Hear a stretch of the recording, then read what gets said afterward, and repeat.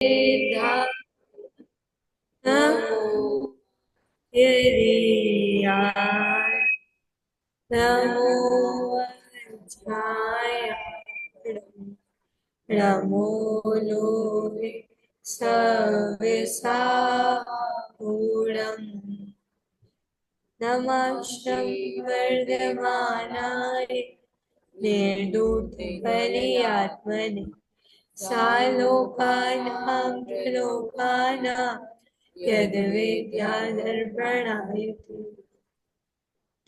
बोले द्वादशांगमयी जिनवाणी माता की जय हो। पंच परमेष्टि भगवान की जय हो।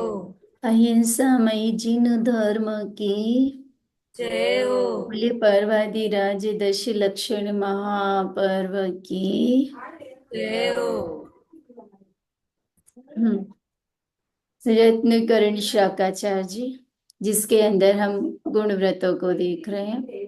अणुव्रत धारण करने के बाद अणुव्रतों में और अधिक वृद्धि हो, पापों से यह जीव कैसे अधिक अधिक निवृत्त हो वे, इसके लिए गुण व्रत का वर्णन देख रहे हैं, जिसमें हमने दिग्व्रत का स्वरूप देखा, दिग्व्रत के अतिचार भी देखे। इसके बाद अनर्थ दंड व्रत का स्वरूप देख लिया है हमने। अब अनर्थ दंड के जो भेद बताए थे 5, कौन कौन से भेद बताए थे 5? पहला, अनर्थ दंड के 5 भेद। पहला,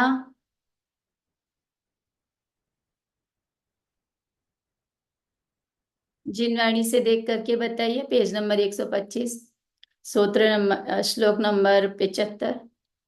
पहला अनर्थ दंड कौन सा है मुख्य रूप से? अंशिता, आवाज नहीं आ रही आपकी। पांच पापों का उपदेश पापोपदेश, है ना, पाप का उपदेश देना। दूसरा, हिंसा दान करना, तीसरा, अपध्यान करना, अपध्यान। अपध्यान, अपध्यान नहीं, अपध्यान, प पूरा है, बोलिए। अपध्यान, चौथा, दूसरा पांचवा, ब्रह्मचर्य, प्रमादचर्या। इस प्रकार से 75 नंबर के श्लोक में हमने देखे अनर्थ दंड व्रत, अनर्थ दंड के 5 भेद बताए गए हैं। अब आचार्य देव क्रम से एक एक अनर्थ दंड का स्वरूप और बता रहे हैं, जिससे हमें समझ में आए कि हम कहाँ कहाँ पाप का उपदेश दे देते हैं। तो पापोपदेश नाम का जो अनर्थ दंड है, उसे कहने वाला श्लोक कहते हैं। श्लोक नंबर 76, 76 नंबर का पढ़ेंगे। तिर्यक क्लेश वणिज्या, क्लेश पीछा, तिर्यक क्लेश वणिज्या। दोनों ही म्यूट हो गए।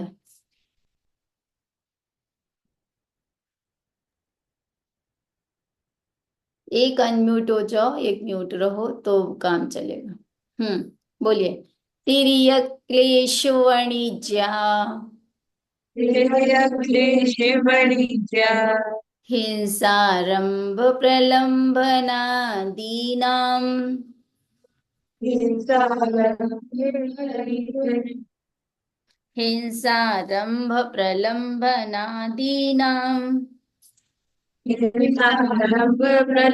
प्रलंबनादीना, प्रसवः कथा प्रसंग, प्रसव कथा प्रसंग, स्मर्तव्यः पाप उपदेशः, स्मर्तव्य पापोपदेश,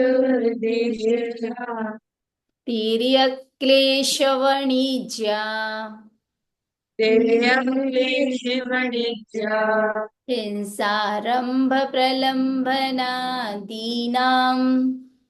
हिंसारंभ प्रलंबनादीना, प्रसवः कथा प्रसंगः, प्रसव कथा प्रसंग, स्मर्तव्यः पाप उपदेशः, स्मर्तव्य पापोपदेश, तिर्यक वाणिज्य, ठीक है।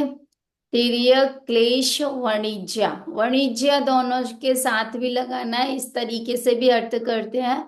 और एक दूसरा अर्थ ऐसे भी करते हैं, तिर्यक क्लेश यानी तिर्यंचों को क्लेश पहुंचाना, तिर्यंचों को कष्ट पहुंचाना।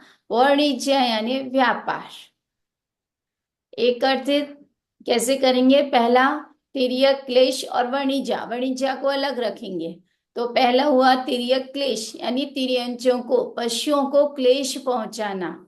और दूसरा हुआ वाणिज्य, वाणिज्य माने व्यापार। और एक दूसरा अर्थ इनका ऐसा भी करते हैं, तिर्यक वाणिज्य यानी तिर्यंचों का व्यापार, पशुओं को बेचने का, खरीदने का व्यापार। और क्लेश वाणिज्य यानी क्लेश का व्यापार, यानी जिस व्यापार को करने पर परिणाम कलुषित रहते हो, क्लेशित रहते हो, आर्त ध्यान वर्तता हो, रौद्र ध्यान वर्तता हो, ऐसा व्यापार। इनका उपदेश देना, खुद तो नहीं करते क्योंकि दिग्व्रत लिया हुआ है, लेकिन इनका उपदेश देना भी ये इसमें अनर्थ दंड में आएगा। तिर्यक क्लेश वाणिज्य। अब तीसरा हिंसा, हिंसा। चौथा आरंभ। और पांचवा प्रलंबन। इसके बाद कह रहे हैं प्रसव, प्रसव माने उत्पन्न करने वाली, यानी इन 5 प्रकार के व्यापारों को उत्पन्न करने वाली। कथा प्रसंग, कथा प्रसंग माने प्रसंग, कथाओं का प्रसंग। प्रसव माने उत्पन्न करने वाले। स्मर्तव्य, स्मर्तव्य माने कहना, स्मरण करना। ये पाप उपदेश, पाप का उपदेश है। यानी कि आपके तो त्याग है व्यापार करने का, लेकिन किसी और को इस प्रकार का उपदेश देना। यद्यपि दीर्घवृत्तधारी व्यापार करेंगे, लेकिन वो अपना व्यापार तो करेंगे, दूसरों को जिसमें हिंसा होती हो, आरंभ अधिक होता हो, इस प्रकार के पाप का उपदेश नहीं देंगे। यदि इस प्रकार के पाप का उपदेश दिया जाता है तो उसे कहते हैं पाप उपदेश नाम का अनर्थ दंड। इसका अन्वयार्थ हम देखते हैं।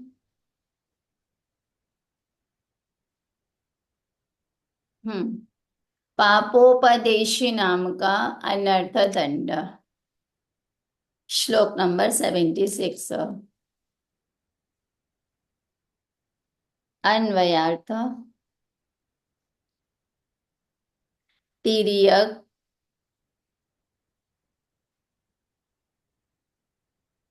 क्लेश वाणिज्य। तिर्यक क्लेश अलग अलग लिखिए, यहाँ पर एक साथ लिखा है तिर्यक क्लेश, इतना ही लिखेंगे। तिर्यक क्लेश का अर्थ होता है पशुओं को क्लेश पहुंचाने वाली क्रियाएं।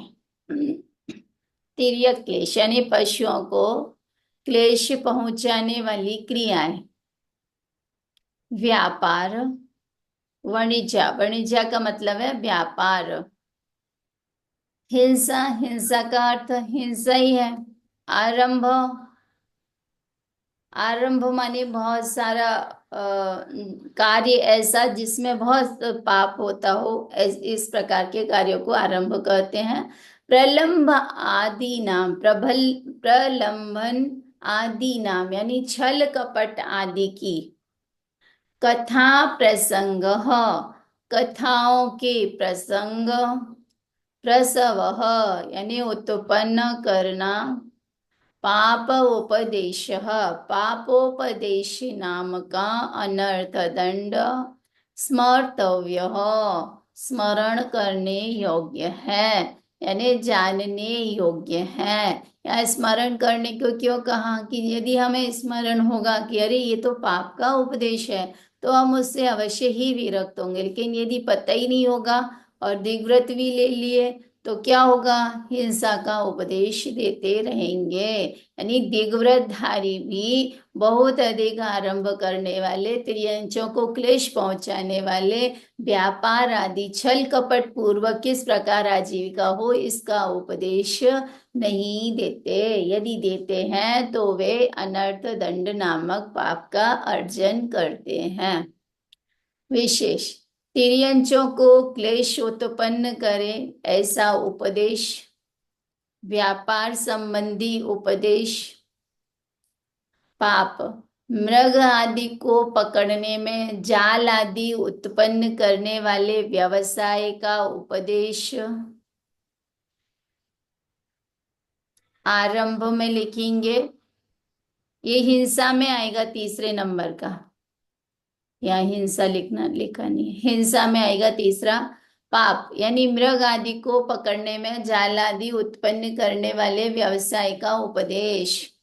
जैसे कि उदाहरण के तौर पर अपन अपने से समझें, घर में किसी के घर में चूहे बहुत अधिक हो गए और उसको बोले कि इसमें चूहे का वो पिंजरा रख दो तो चूहे कम हो जाएंगे, इस प्रकार का उपदेश भी कैसा है, हिंसा नामक पाप का उपदेश है। चौथा, बोलिए। चूहे का पिंजरा रखने में क्या है इनका? अच्छा, पिंजरा उसका बना बनाया घर, अब वो कहाँ छोड़ करके आओगे, वहां वह सुरक्षित है कि नहीं है? और फिर नहीं, जंगल वगैरह है वहां पे अच्छा खासा, हम्म, तो वहां पे छोड़ के आ जाए। देखिए, नियम तो यह है कि हम अपने घर में इतना साफ सुथरा रखें, इतना व्यवस्थित रखें कि बाहर के जीव जंतु प्रवेश ही नहीं करें। छिपकली है, चूहे हैं, और ये मच्छर आदि की बहुलता है, ये अधिकांश तौर पर हमारी अयत्नाचार से होती है। यदि आप खाने की वस्तुएं छोड़ देते हैं रसोई में, कुछ भी अन्न कण रह जाते तो कॉकरोचों की उत्पत्ति हो जाती है। यदि आप कहीं भी ऐसे ही खुले में अन्न पड़ा है तो धीरे चूहा पहली बार आएगा, पहली बार आते ही घर नहीं बसाता है घर में, वो पहली बार आएगा, अन्न कण खाएगा, फिर जाएगा, फिर आएगा, फिर वो 4-6 बार ऐसे करते हैं, फिर वो निशंक होकर वहीं रहने लगता है। तो उसको शुरुआत में ही, जैसे मकड़ी के जाल, हम इतना साफ सुथरा रखें घर को कि मकड़ी अपना घर बना ही नहीं, अब उसके बने बनाए वो इस घर को मिटाना, ये कहाँ की बुद्धिमानी है। अब वो प्रश्न ही उत्पन्न होता है कि भाई चलो हमारी असावधानी से अब वो बन गया, क्या करें, सफाई नहीं करें या बढ़ते जाने दें? तो भाई हम अपने घर की सफाई तो करेंगे, लेकिन हम बाजू वाले को ऐसा उपदेश तो नहीं देंगे ना कि आप ऐसा करो। जैसे दिग्व्रत ब्रह्मचर्य अनुव्रत का धारी अपने पुत्र पुत्रियों का विवाह तो करेगा, लेकिन समाज में और दूर दूर के रिश्तेदारों में उनके सगाई संबंधों की चर्चा वह नहीं करेगा। इसी तरह से प्रयोग देखो, अनर्थ दंड और दिग्व्रत में पहला अंतर क्या था? दिग्व्रत में जो चर्चा की गई है वो सीमा के बाहर की मर्यादा की चर्चा की गई है। अनर्थ दंड में जो चर्चा कर रहे हैं वो सीमा के अंदर की चर्चा कर रहे हैं। चूंकि दिग्व्रतधारी गृहस्थ हैं, घर में रहते हैं, आरंभ परिग्रह सब होता है, लेकिन वो अपने लिए तो करेंगे, किसी और को इस प्रकार का उपदेश नहीं देंगे।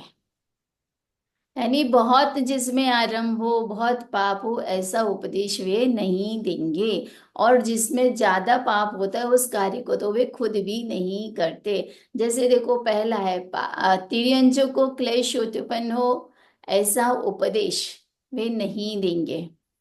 व्यापार संबंधी उपदेश भी, अब वो दिग्व्रतधारी है, बिना ही अनर्थ दंड यानी बिना ही प्रयोजन के दंड भुगतने वाला वे उपदेश, व्यापार आदि का संबंधी उपदेश भी देना, ये भी पाप उपदेश में है। ठीक है। तीसरा, पाप हिंसा नाम का पाप उपदेश। जैसे कि किसी ने बता दिया, देखो आज के वर्तमान युग में तो ये हिंसा नाम का पाप जीव स्वयं भी कर रहे हैं और उपदेश भी बहुत ज्यादा दे रहे हैं। आज मच्छर से बचने के लिए क्या उपयोग करते हैं, क्या उपयोग करते, कितनी चीजों का उपयोग होने लग गया। वे सब क्या है, अहिंसक हैं क्या? उनसे वास्तव में मच्छर भागते हैं क्या?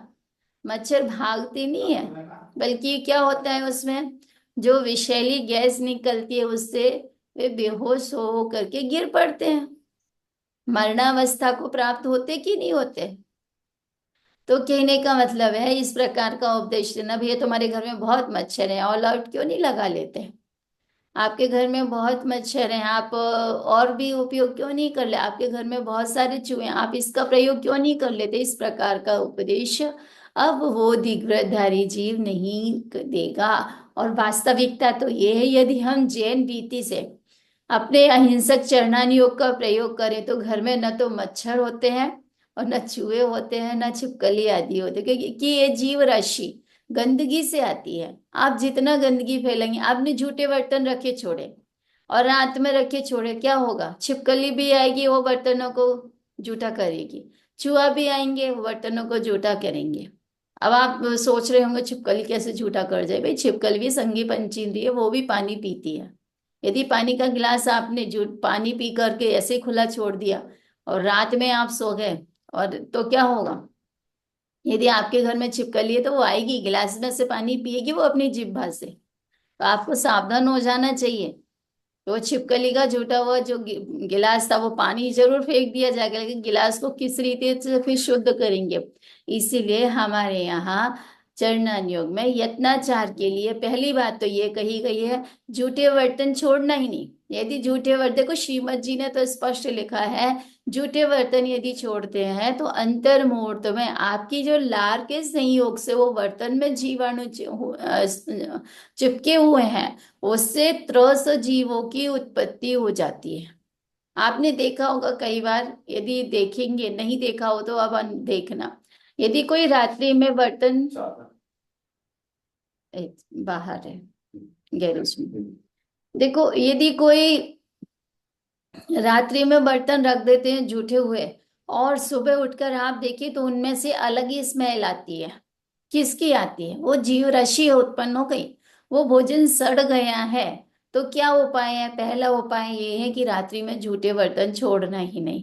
यदि कभी आपके पास समय नहीं है, आपकी शक्ति नहीं है, आप बीमार है, अस्वस्थ हैं, तो दूसरा उपाय ये है कि यदि वो सक्रिय बर्तन है तो उनको बढ़िया अच्छे पानी से धो के पोंछ के और ऐसे रखना जिससे वो सूख जाए और उनमें जीव राशि पैदा न हो सके।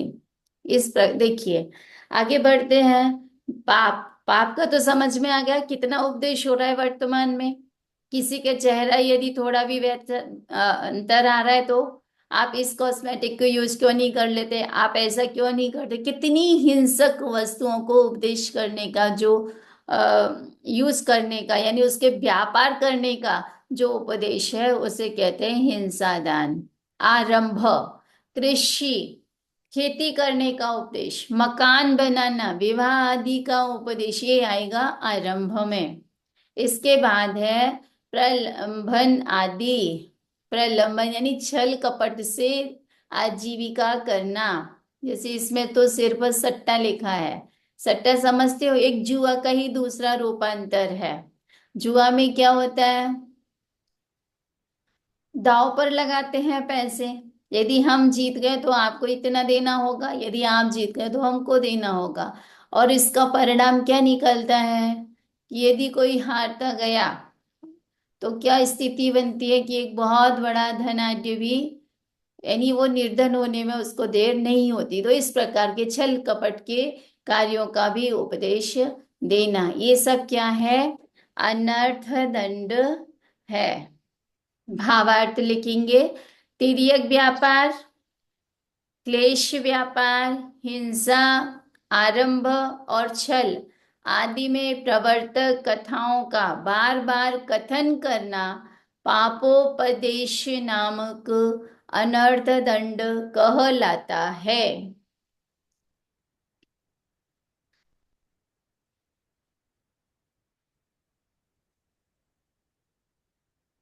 हो गया।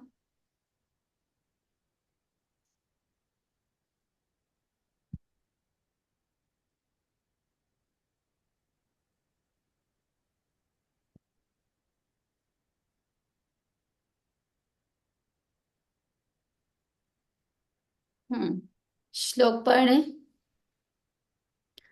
तिर्यक् क्लेश वणिज्या हिंसारंभ प्रलंबनादीनां प्रसव कथा प्रसंग स्मर्तव्य पाप उपदेश। पढ़िए मासूम। तेरे क्लेश वणिज्या हिंसा रंग प्रलंबनादीना प्रसवः कथा प्रसंग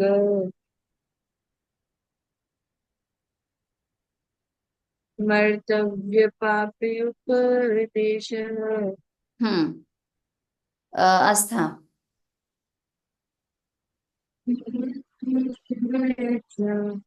हिंसा हिंसारंभ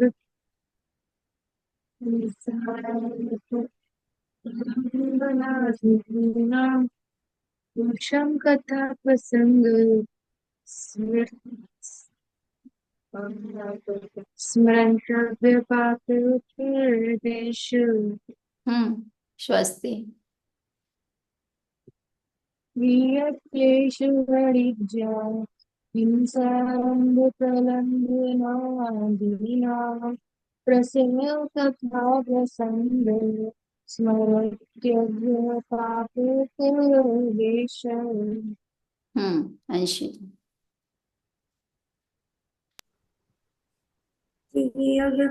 क्लेशवणिज्या हिंसारंभ प्रलंबनादीनां प्रसवा कथा प्रसंग मर्तव्योपदेश। सिद्धि।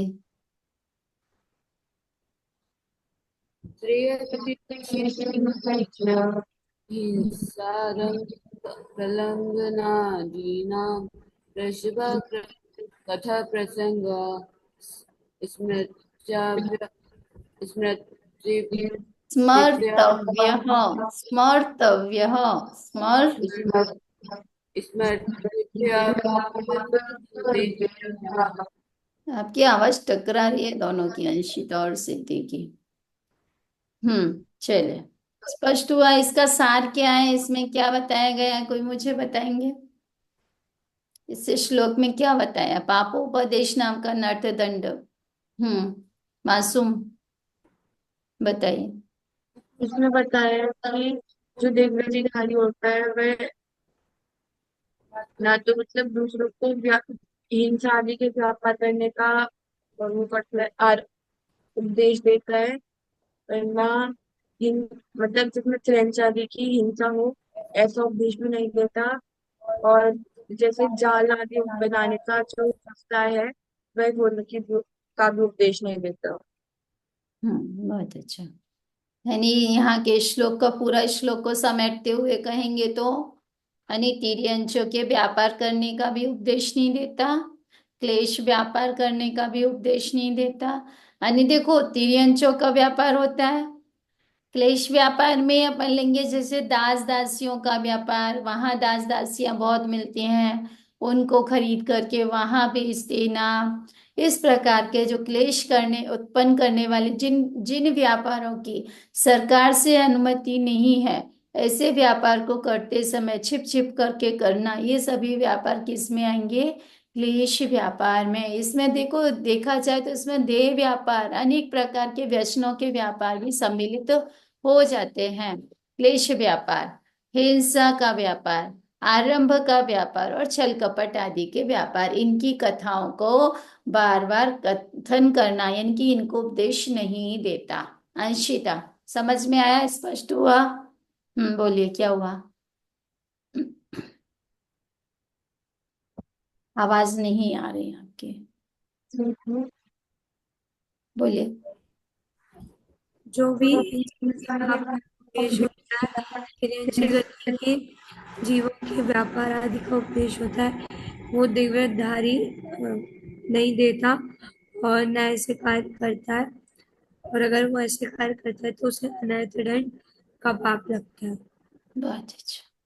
यानी इसमें कितने प्रकार के व्यापार की बात कर दी? 5 प्रकार के। यानी तेरिय क्लेश, तिर्यंचों को कष्ट पहुंचाने वाली क्रियाओं की बात कर दी। व्यापार की बात कर दी, हिंसा की बात करी, आरंभ की और छल कपट।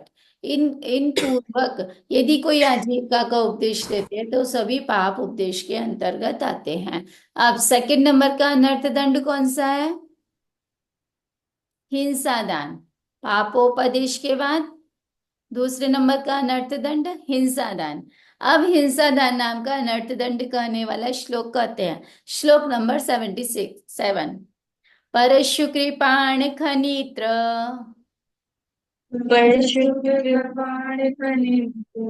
ज्वलनायुध श्रृंगी श्रृंखला दीनाम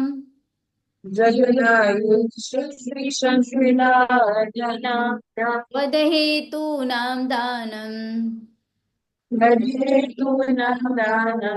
हिंसा दानम ब्रुवन्ति बुधा।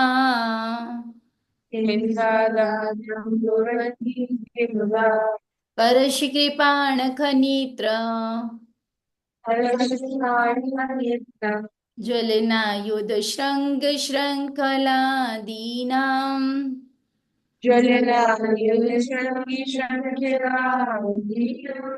वद हेतूनां दानम हिंसा दानम ब्रुवन्ति बुधा।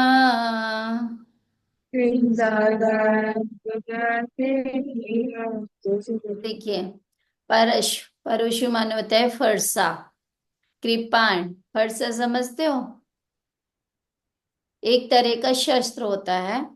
कृपाण माने तलवार।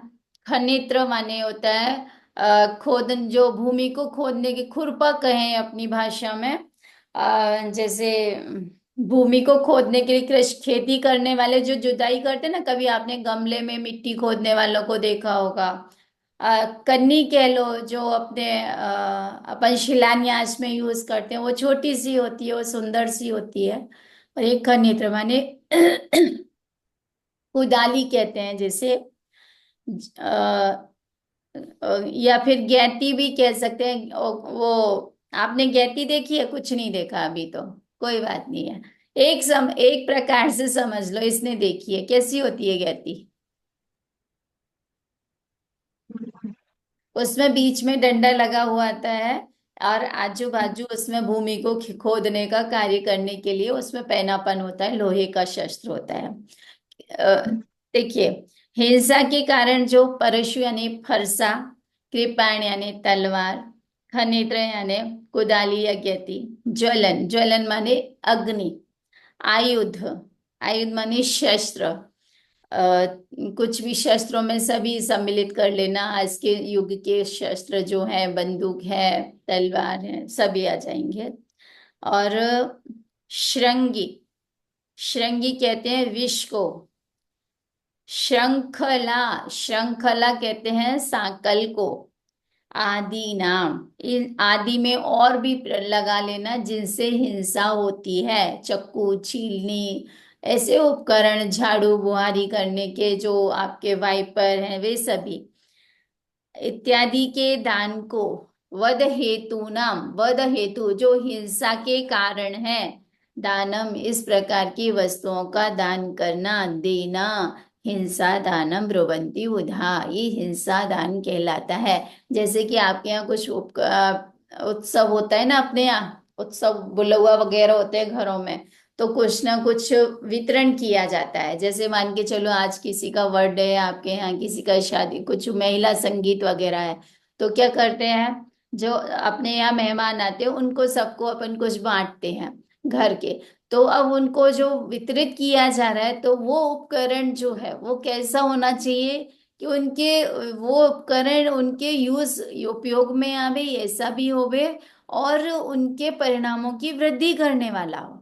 ऐसा उपकरण दान में नहीं दिया जाता। जैसे तलवार है, फरसा है, गैती है, इस प्रकार के उपकरण यदि कोई दान करता है तो वह हिंसा दान कहलाता है। हिंसा दान नाम का अनर्थ दंड। क्योंकि आपने जो चाकू दिए, आपके यहाँ घर में सभी जैन तो नहीं आए थे, और फिर जैन भी आए तो वो चाकू से करेंगे क्या?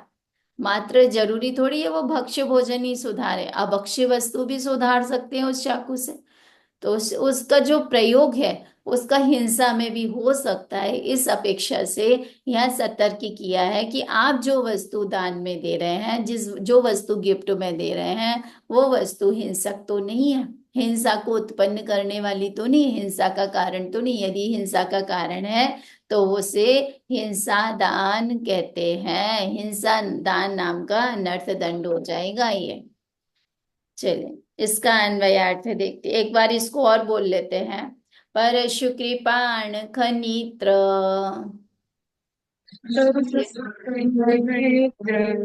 ज्वलनायुध श्रृंगी श्रृंखलादीनां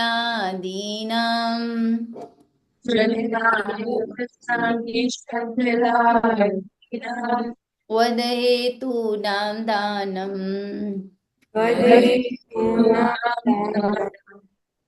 हिंसादानं ब्रुवन्ति बुधा।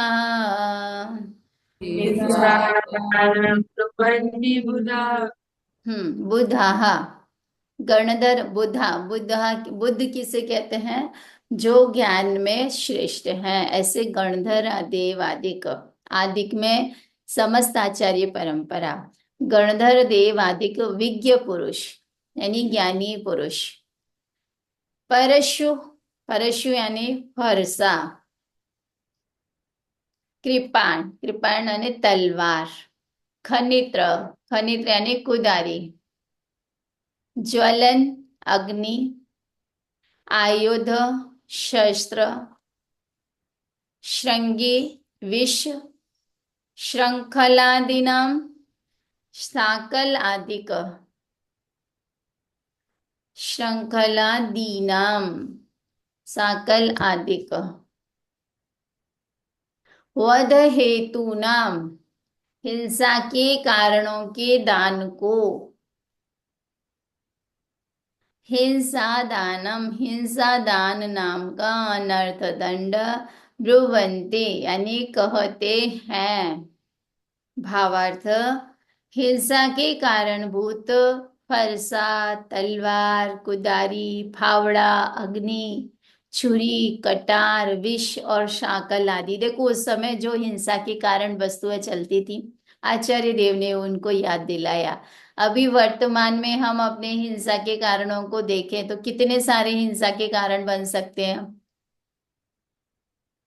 बोलो, हिंसा के कारणों का दान अभी वर्तमान में कितना कितना हो सकता है? दौड़ाओ अपने उपयोग को। आवाज स्पष्ट करो मासूम। तोप वगैरह, टैंक, बम, और बंदूक। हम्म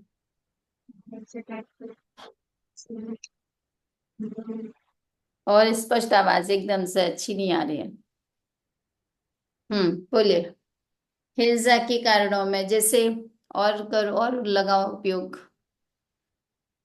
देखिए वर्तमान में यदि देखा जाए आंखें खोल करके और अपना उपयोग खोल करके भी देखा जाए तो जितनी भी बाजारू वस्तु हैं वे सभी हिंसादानी तो हैं।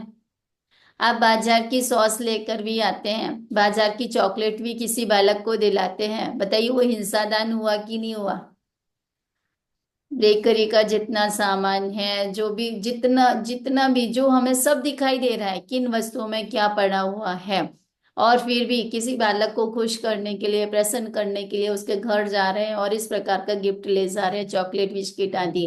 तो बताइए वो हिंसादान हो गया कि नहीं हो गया? हो गया ना।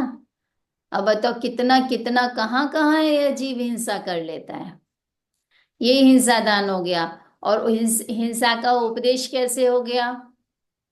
कि आप उसका उपदेश देवे कि हम तो अपने बच्चे को अमुक टॉफी खिलाते हैं, अमुक चॉकलेट खिलाते हैं, अमुक आइसक्रीम दिलाते हैं, तो सामने वाले को भी प्रोत्साहित करना, ये हिंसा का पाप का उपदेश हो गया। और ये वस्तु ला करके आपने दान दे दी तो ये हिंसा दान हो गया। अब अपने चलो घरों घरों में आजकल लाइट यूज किए जाते हैं मच्छर भगाने के लिए, और भी नई नई चीजें आ गई हैं, उन चीजों को आप ऐसे ही गिफ्ट में दे देना, ये क्या हुआ? हिंसा दान है कि दान हुआ? क्या कहलाएगा इसे? ये भी हिंसा दान ही है। तो इस प्रकार की वस्तुओं का दान में देना, जिनमें हिंसा छिपी हुई है, वे सभी वस्तुएं हिंसा दान के अंतर्गत आती हैं। अब अपना उपयोग खोलना, किस बालक को क्या देना है। देखो क्या होता है, आप जो गिफ्ट दे रहे हैं, बालक तो बालक हैं, अब उनको, अब वो प्रसन्न भी होंगे, उन्हें नहीं पता है इसमें क्या, लेकिन आपको पता है, तो आप पाप की परंपरा को आगे बढ़ाने में भागीदारी निभा लेते हैं। इस प्रकार से हम हिंसा नाम के पाप से कैसे बचें, ये यहाँ पर हिंसा दान के प्रकरण में आचार्य देव ने बताया। श्लोक पढ़ेंगे।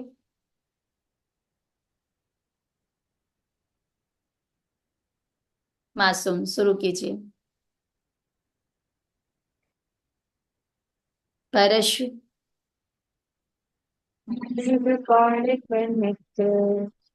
ज्वाला जलनायुक्तिशिलादीना तु रामदानं हिंसादानं ब्रुवन्ति पुरा आस्था। वर्षोपाणिकनेत्र ज्वलनायतु शृङ्खलादीना वदेत रामदानं हिंसादानं ब्रुवन्ति बुधा। स्वस्ति। परशुकृपापराध परशुकृपापराधनित्यो जल शिङ्गी शृङ्खलादीनान् वदेतु नाम दानं हिंसादानं ब्रुवन्ति बुधा। ब्रुवन्ति, ब्रुवन्ति बड़ी नहीं छोटी है, ब्रुवन्ति बुधा। आगे अंशिता।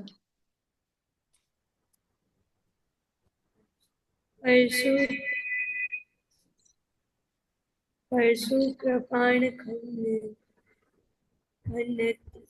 ज्वलन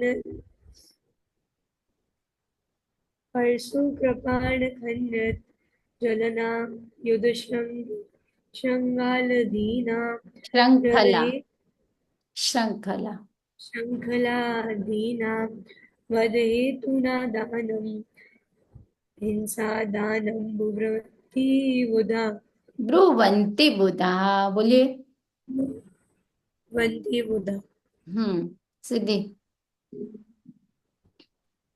परशु परशु बोलिए।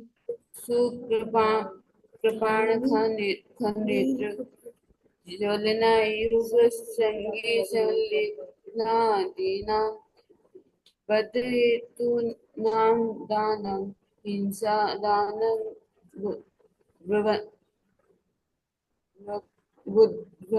ब्रुवन्ति बुधा। ब्रुवन्ति बुधा, बोलिए। ब्रुवन्ति बुधा। आज हमने पापोपदेश और हिंसादा नाम के अनर्थ दंड को देखा।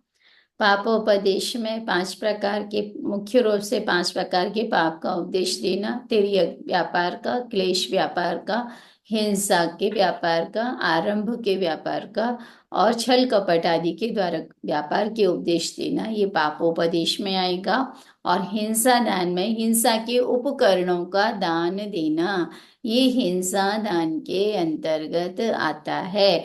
इनमें देखो, दान दिया, उपदेश दिया, इसमें कुछ प्रयोजन की सिद्धि तो हो नहीं रही, बिना प्रयोजन की ही हिंसा का उपदेश दे दिया, यानी बिना मतलब के ही, बिना स्वार्थ के ही अनर्थ दंड बांध लिया, अपने लिए दंड की तैयारी कर ली। इस प्रकार हम यही रुकते हैं, आगे के अपध्यान आदि को कल की कक्षा में देखते हैं। अंतिम मंगल।